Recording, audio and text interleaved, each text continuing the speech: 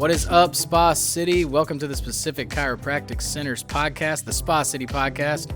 I'm your host, Dr. Grant Dennis, featuring all of the community leaders and people doing big things for the community of Hot Springs. Look forward to seeing you guys on the inside. What's up, guys, and welcome back to another rendition of the Spa City Podcast. Of course, I'm your host, Dr. Grant Dennis here, featuring the best guests in Hot Springs, doing the best for our community in the hottest seat in Hot Springs. I was doing a little bit of research before today's episode. I was trying to figure out, is there an actual word for steak connoisseur? You hear the term tobacconist, you hear a sommelier. I don't actually think there's a word for a steak connoisseur, but if there was, and we're going to call on the leading expert in steaks, we're going to call on this man, my good friend, Charles Jennings. Back Porch Grill, also a horse owner here in Hot Springs, longtime business owner and a longtime contributor to our community. Appreciate you jumping in the hot seat with me today, my friend. Pleasure to be here. So, a lot of people, it's called as good as it gets for a reason. I've been all over the United States of America trying to look for the best steak. As you know, I'm a steak connoisseur. I love steaks.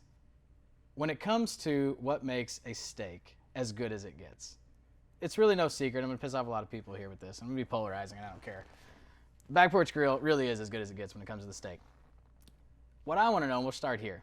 People always ask, is it the actual quality of the steak, or is it what the steak is cooked on? Now, I know that the true answer is both. Yes. But when it comes to, we were talking a little bit off air here before we got going here, I can tell the difference between a Wagyu steak, and I can tell the difference between a steak that's being ripped off as a Wagyu. When it comes to, prime steak, what is the best steak I can buy? I'm going to go to, a restaurant. What's the best steak I can buy? That's actually a really difficult question. The best steak for me that I would buy is a ribeye. Okay. The ribeye is going to have the marbling. The marbling is going to melt as the steak is cooked, and that's what's going to help infuse your steak with more flavor. A traditionalist will tell you salt and pepper is the only thing you need on a steak. No seasonings, just straight salt and pepper. Okay. I do not believe in that. I make my own 13 blend seasoning myself at the restaurant. Make that usually once every 2 weeks. We call it our all-purpose seasoning. We use it on our steaks. We use it on our seafood. Use it in our pastas. I believe a steak does need some seasoning on it. A ribeye with the marbling, as you're cooking it, that fat is melting away into your steak. Going to cause for a more moist steak, more flavorful steak. It's just going to be a wonderful steak. A regular person will probably go for a filet because it's the most tender cut out there, but it doesn't have the flavor of a ribeye. So I would go with a ribeye. I would tell people if you're going to go with a filet, go with a bone-in filet. Would you say it's probably safe to say you can judge a steakhouse also when you go there by ordering the ribeye and seeing just how good this ribeye is a pretty good idea of whether this is actually a pretty good steakhouse or not? The way I judge a steakhouse is on the flavor, but also on the ribeye that they actually send me out. I'm going to order a rare ribeye. I probably shouldn't even be saying this, but if a customer orders a rare ribeye, medium rare ribeye, we pick out a certain ribeye. Right. Because we want to give them the best cut that's going to come out at the temperature they ordered. If they order medium, they're going to get less of that. More meat. Yeah. So we actually send a steak out to the way they order it, as far as which one we'll pick out to cook for the temperature that they order the steak. Yeah. So some would say that the way you order your steak tells me a lot about how you want a steak. Sure. So if I'm a medium rare guy, it tells me a lot about I want a marbling, I want a moist, just the temperature itself is cooked that way. We'll come back to that in a minute. What I really want to know is and our viewers for sure would want to know this, the early story behind Back Porch Grill. I think, if I'm not mistaken, you start off serving at restaurants, right? Is that correct? Yeah. So what was kind of the initial inspiration to say, hey, I want to open up my own steakhouse. I want it to be called Back Porch Grill. What's kind of the story behind the origin story, you'd say? I honestly had no intentions of opening a restaurant. I was going to Henderson and trying to finish college so I could move back to Houston, and I was going to get in the mortgage business with my friends from Houston. You gotta be kidding me. I didn't know that. Yeah. And so I was waiting tables to pay my way through college. Paid my way through college all by myself, and was waiting tables here in Hot Springs at a couple different areas. Majority of the time at Hamilton House, My wife, Melissa, actually, her grandparents owned Hamilton House. So I was doing Which is that. how you guys met. Yeah, we met there at Hamilton House. I was doing that, and the opportunity came up to buy the place, and I decided that I was going to give that a shot, and bought it 21 years ago now. And it was the first year was really difficult, really tough. It was basically paycheck to paycheck. Yeah, no you know, feeling. Oh yeah. paying one night would pay for the food order that I just got. It was tough. It was difficult. I didn't think after the first year that we would make it 21 years. But working at the Hamilton House and a lot of different restaurants gave me the background that I thought I needed to be well-rounded in the whole restaurant industry. I've expoed, bus tables, waited tables, done whatever it's taken, to pay my way through college. And so I have a vast knowledge of the whole thing. Majority of restaurants, they look at the front of the house and the back of the house as two separate entities. Front of the house being your servers, your hosts and stuff like that. Back of the house being your kitchen staff that does the cooking for you and things like that. And majority of places, those two groups do not get along. I've always made it a point at Back Porch Grill that the front of the house and the back of the house are going to get along. They're not going to argue. They're not going to fight. And while it does happen, I think that I've really done a good job on creating a well-rounded atmosphere as far as a restaurant goes. Yeah, I think a lot of people think, you talked about the first years. They look at what Back Porch is now, 21 years later. And I think it's really easy for people to, not maybe appreciate like those first couple years. Yeah. I know that one of the things that really makes Back Porch unique is the blend of with the track and Oaklawn racing. Sure. I know that if you walk in there, you see the winds. I know you're a horseman. You've got horses. Was there ever a time where you were like, hey, maybe it'll be interesting to, or maybe it's has it always been kind of the intention to blend the two, or was that kind of organic, or how did it kind of turn into, hey, let's start to make this the racing destination? That first year, I've always gone to the races myself. So that first year, while we were struggling, Melissa and I were talking, and I was like, we got a bunch of horsemen that come out here all the time. I said, let's start trying to integrate horse pictures. In the beginning it was just paintings. And then actually John Service, who was the trainer for Smarty Jones. And after Smarty Jones won, he came out and he brought me a picture that was signed, winning picture of Smarty Jones. And that was the first actual winning picture that I put up on the wall. And John Service basically got that whole thing started. So after that, somebody else was like, I want to get on the wall. So then they win, they sign the picture, they put it on the wall. And so that's how that whole thing got started. But as far as the racing goes, we have owners out there, trainers out there, Hall of Fame jockeys out there all the time. So it was just for me a match made in heaven to integrate stakes with horse racing. Yeah. Well, I mean, if you go there, all the time, if you just pop in on a racing night, Friday or Saturday, you're going to see Ricardo Santana. You're going to see a lot of the trainers. You're going to see a lot of owners. You're going to see, I've seen them for sure. And and then a lot of people too forget that Martini's on the Bay upstairs was for a long time a lot of the places where they would come because races get out at 5. You get that massive rush at like 5:30, 6 o'clock. Everyone coming from the track. They got to do something while they're waiting on their tables, and then that created Martini's.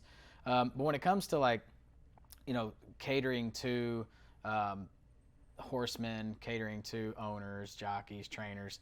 What's maybe something on the side of maybe running a restaurant people maybe at first glance don't, maybe it's underappreciated or maybe is a misconception when it comes to running a high-end steakhouse? Right now, it's inflation and the cost of everything. Right.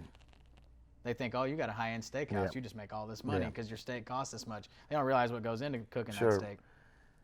We use only CAB, Certified Angus Brand Beef. It's the top 8% of beef in America. And so it is its own grading system. A lot of times people come in, are you serving prime steak, choice steak? What are you serving? And I say, well, we don't actually serve either one of those.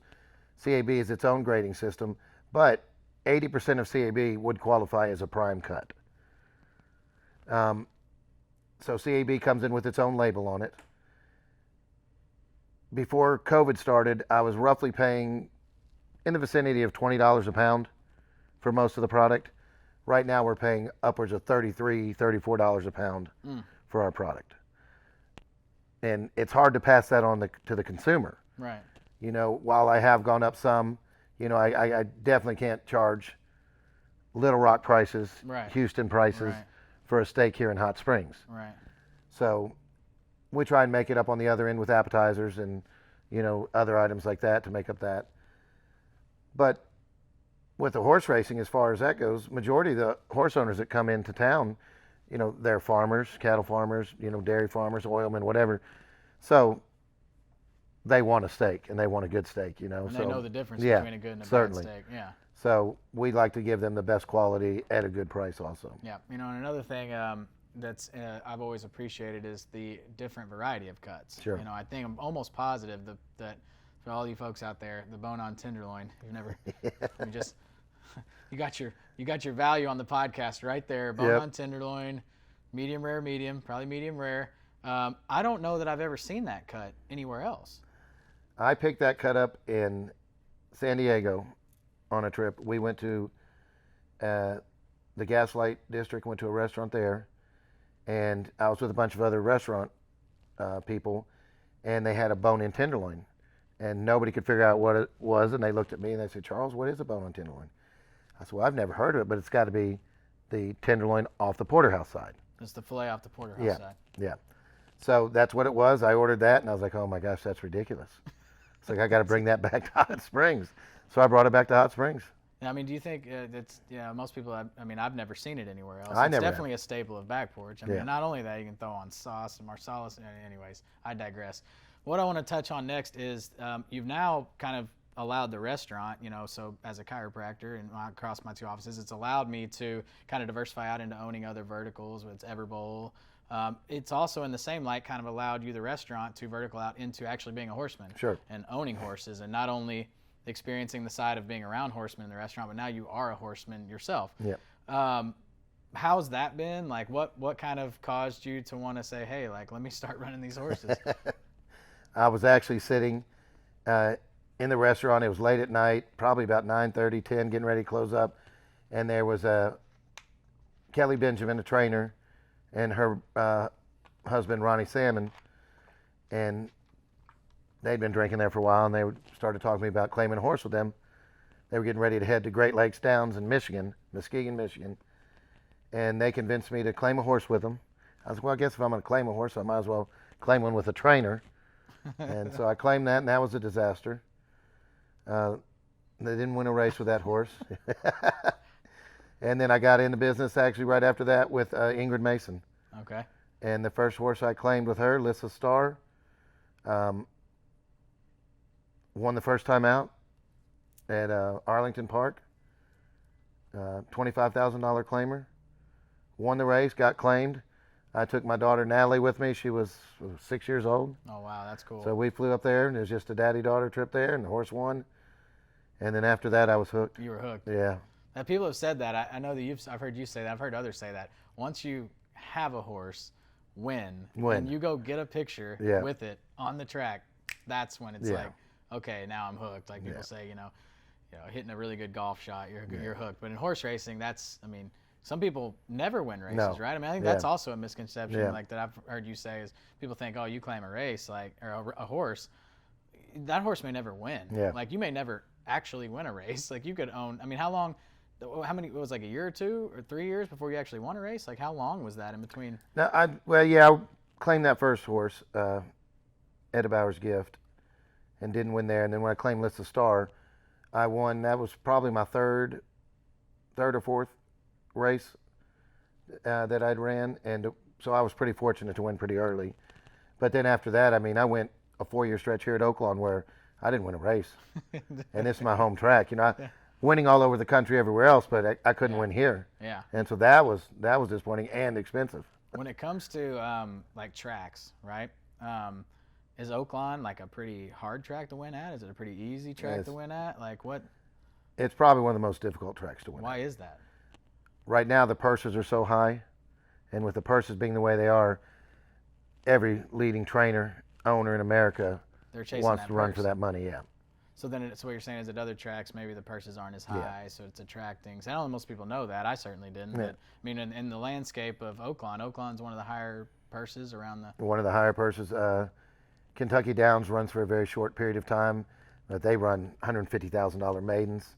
I think this year we're going to run a $120,000 maiden, $100,000 allowance races. I had a horse a couple years back, Strolling, which is one of my favorite horses I've owned. He won a couple allowance races for me at Oaklawn, made a lot of money for me here at Oaklawn. And that actually broke my spell of not winning here at Oaklawn. and then I won a year ago with Cave Run. Didn't win last year at Oaklawn, but right now I've won 11 out of my last 17 horse races at Canterbury Park in Prairie Meadows. Yeah, we were so I'm actually on a pretty big run. Yeah, you're on a tear right now, which well deserved. It sounds like Yes. you were due for a couple Yes, of string for of sure. wins there. I think that's like what's one of the when you're as a horse owner, there's so much that goes into that. Yeah. I mean, there's the vet, there's the trainer, there's putting the horse up. Like when it comes to like a typical margin on winning it, like I mean, I would imagine when you get that purse, you're not just taking the whole purse home, right? Like not at all. Like most people, like give us a little bit of a background insight into like what like that actually looks like to win a purse. Let's just say you're running for $100,000. The purse is $100,000. The winning owner is going to get 60% of that purse. So I would get $60,000. That's going to get deposited into my horse account. Well, I have to give 10% of that to the jockey. So there where goes did the other 6. 40 go? That goes to the other horses, second, third, fourth, Okay, gotcha. fifth Okay, place. Okay. Yeah. So I've got 60,000 in my account. 10% of that goes to the trainer. So there goes 6,000. Yeah. 10% of that goes to the jockey. So there goes another 6. So there's 12 of my 60 right there gone. And I haven't paid my trainer bill for the month on him. Or the previous months where you weren't. Yeah. winning. And then I got to pay vet bills. So basically, you're going negative, and then you get a positive. Yeah. And then it kind of buffs. Yeah. So at the end of the day, I think there's this like, like the Bob Bafferts of the world, and the really, the Brad Coxes, and people like that who just are like they see the purse. You're not taking home that full purse though. No, like not at all. It's not as lucrative as people think. No. I think sometimes they, because especially just that all goes into, because and you have to pay to run the horse, right? I mean, like there's no entry fee. Well, if you're going to run in a stakes race, sometimes there's entry fees, nomination fees, stuff like that. But just to run a horse in a regular race, no. How does one go about like picking your jockey? Like what does that mean? Is it just a matter of like a relationship, or the trainer usually? The trainer usually decides. Okay. I'm a little different from most owners. With the restaurant and all the jockeys that come out, I've made a lot of good friendships. So I basically pick the jockey that suits the horse. Mm-hmm. If it's a front running horse, I want a jockey that gets out of the gate, better than others. If it's a horse that's going to come from the back, I like a jockey that's not afraid to go to the rail if they have to, not afraid to pass horses. Used to ride John Court a lot for that. To get out of the gate, it was Carlos Gonzalez back in the days, Chico. Mm-hmm. That guy was a front running machine. He could break a horse out of the gate like nobody's business. So I typically try to pick the jockey that's going to suit the horse. Outside of Oaklawn, what's maybe your favorite track to go run at? Oh, Prairie Meadows in Iowa. In Iowa. Yeah. So I've never been to Prairie Meadows. What makes it so unique? Prairie Meadows is a speed bias track. Basically, Grass or is it dirt? Fast. It's dirt. Okay. But it's a speed bias track. So at Oaklawn, when I look at claiming horses to go to Prairie Meadows, I look for speed horses that are going to go to the front. It's a shorter track, or? No, it's the same size track. Okay. But I look for front runners. And you take a horse that competes against horses at Oaklawn and take them to Prairie Meadows. And, I mean, it's just... You got to hack. Yeah. I mean, so I've done very well with that. Very well at Prairie Meadows. I got a horse, Eisenstadt. He just won at Prairie Meadows. He's actually won 5 races in a row. Won 4 at Canterbury Park, which is in Minnesota. Then he won 1 at Prairie Meadows. Guided Arrows won 2 out of its 4 races there. Mo's Mojo won 2 weeks ago. He's running again tonight. So if you like to bet out there, will this come out later? Mo's Mojo. And Mo's Mojo, yeah. Bummer for you. We'll probably win tonight. And then after this, Oaklawn starts December 8th. So I'll ship to Hot Springs. Prairie Meadows' last night of racing is tomorrow. So I'll ship to Hot Springs, and then we'll ship to Delta Downs, run everybody there at Delta Downs once or twice before Oaklawn starts. So your horses actually they're somewhere else. Like Yeah. they're kept somewhere Yeah, else. yeah, And they're- I think most people would think, oh, they keep stay in Hot Springs. They're not even here. No. Do you have a place you keep them, or? Just like here at Oakland, they got the barns behind the track where the horses stay. Same thing at Prairie Meadows or Canterbury. They just go with the trainer, ships them up there, which is another expense, shipping all I was your going to horses. say that you start to see these expenses incurring, racking up. It's not your horse is sitting somewhere, you're feeding him carrots, and it's not costing money or something. Yeah, that's so I know that we both also. Well, first off, before I go to this, what of all time, what of all the horses you've had, what was your favorite horse? Probably Strolling. Because I know Ember's Glowing. Ember's Glowing was one of my favorites, but Strolling is probably it. Ember's Glowing was one of the first horses I had, and she was a filly, and she'd get 10, 15 lengths back in every race. And everybody's, oh my gosh, and I said, don't worry about it. Here she comes. She's coming. Yeah, she just come and just go and And beat that's them got to all. be fun. Yeah. But she won 6 races for me. And right now, like I said, Eisenstadt's won 5 in a row for me. So Eisenstadt's going to become one of my, Yeah, it's quickly becoming one of your favorites. Yeah, but the purses at Prairie Meadows and Canterbury are nothing like Oaklawn. Yeah. You know. What horse have you had that won the most at Oaklawn? Strolling. Okay. Yeah. And it's got to be fun at your home track. I mean, he won an allowance for me. Then he won a allowance optional claimer. So he won 2 allowances there. Won a 3rd race there. So he did pretty well for me there. Popular Kid. I claimed Popular Kid for $20,000 and won allowance races with that horse all across the country too. I know we both share a big love for the Chicago Cubs. So I'd be remiss if we didn't touch on the Cubs a little bit.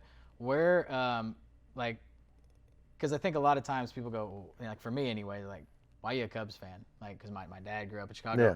Where did the love for the Cubs for you come from? I was actually born in Oak Park, Illinois.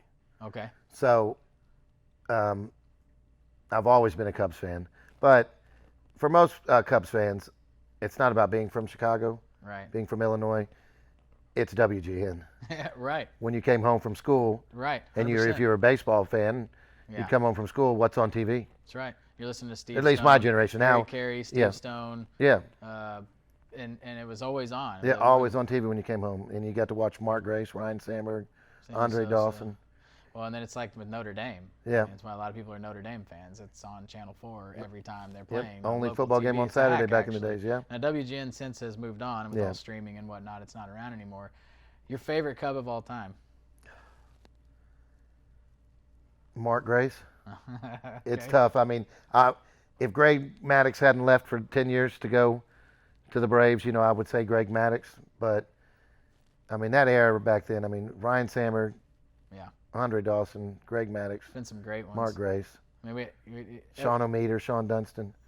Mickey Morandini. Yeah, I mean. Listen, anybody can have a bad century. I've said this multiple times, just because anybody can have a bad century. The Cubs had one, but then they brought home the big one. Yep. And when they did, I know there was nobody more ecstatic than you and I. When it comes to maybe a weekend off, which is rare for you, I know that also running a restaurant, people lose sight of that too. Like, that means my off days are weekdays because I work the weekends. What is Melissa and Charles and Sammy and CJ and the girl, like what's your, one of the things I like to highlight is how awesome Hot Springs is, for people who are tourists in our own hometown. What's maybe like one of your favorite things to do, if you guys just have a chance off day, like what am I going to catch Charles and Melissa and the family doing? Well, you're going to catch us at the Vietnamese restaurant, the pho place here in Hot Springs. Okay.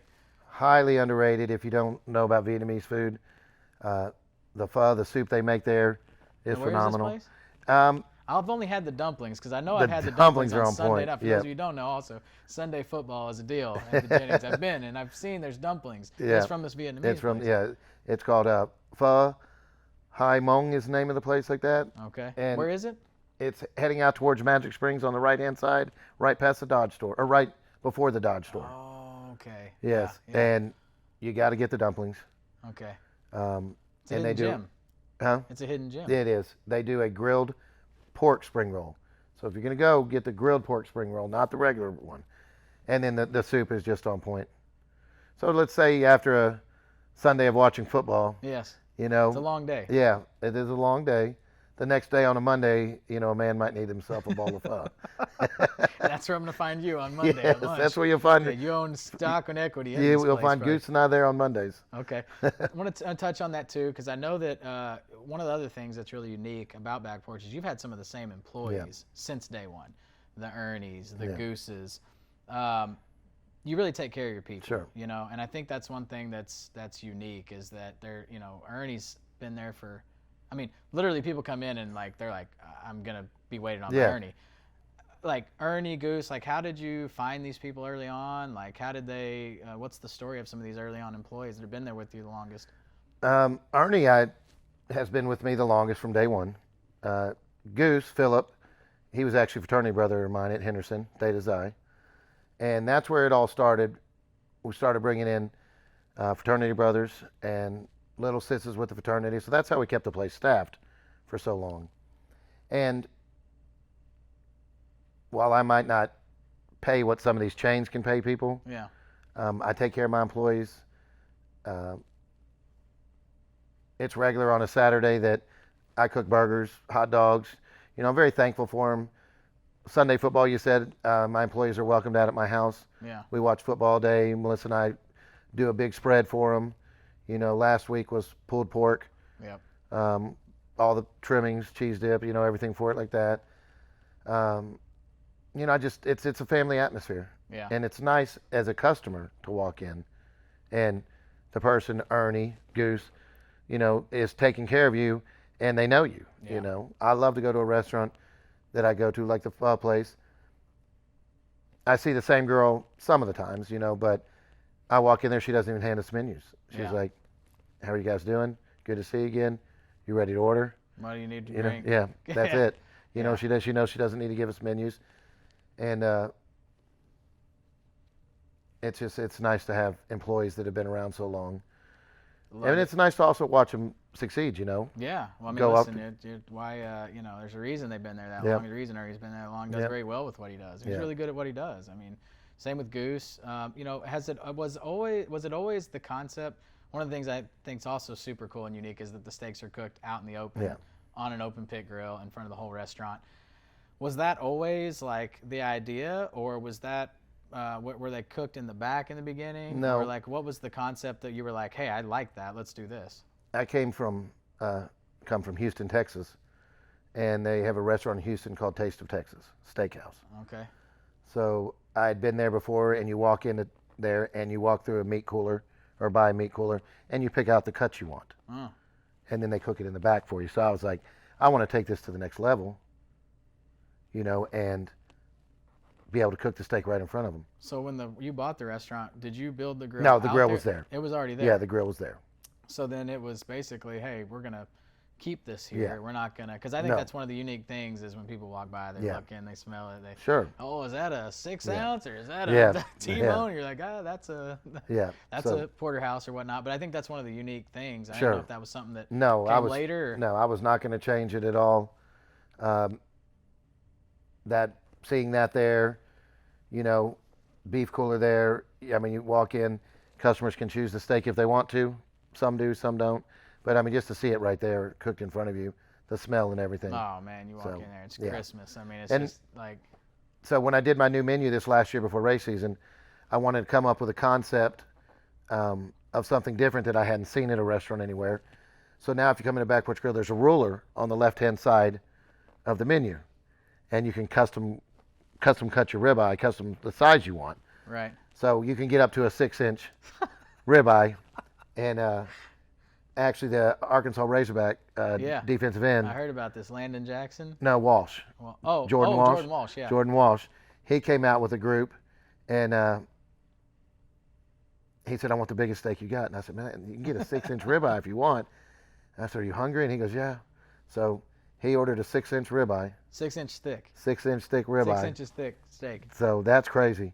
He didn't finish it. He thought he would, but he didn't finish how could you? No. And we've had probably about 6 or 7 people get a 6-inch cut. And you can only get that rare to medium rare. Yeah, well, I mean, I'm not cooking that anymore. Take an hour. Yeah, take an hour to cook that. But so that's been a little little fun thing that we added to the menu that people are really enjoying. Yeah, I love that. So Yeah. that's the uniqueness, you know. Yeah. It's the open pit grill. It's being able to customize your steaks. Truly a one of a kind experience. And I mean, I love that. Closing thought, real quick, for you personally. You said you like the ribeye, but maybe one go-to appetizer. I know you guys do some unique things too with the ahi tuna, and that you've had some unique things over the years for appetizers. Like for you, you're gonna go to a restaurant. What's like your go-to? My go-to appetizer is going to be a shrimp cocktail. Okay, chilled. Chilled for sure, but it's hard to find a shrimp cocktail anymore. It's one of those old steakhouse appetizers. Yeah.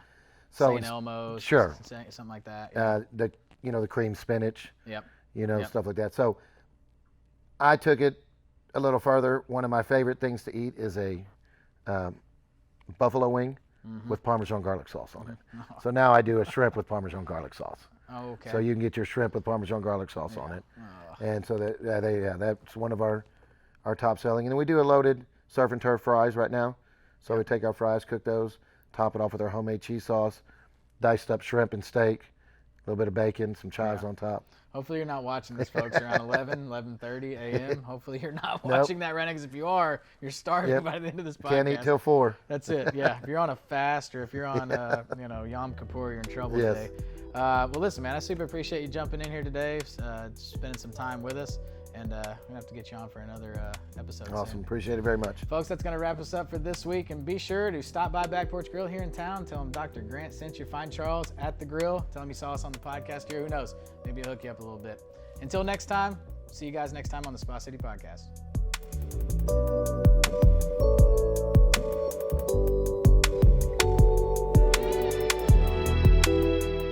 Thanks for joining us this week, guys, on another episode of the Spa City Podcast. And remember to subscribe to everywhere you listen to podcasts: Spotify, Stitcher, Apple Podcasts, YouTube, and check us out on social media.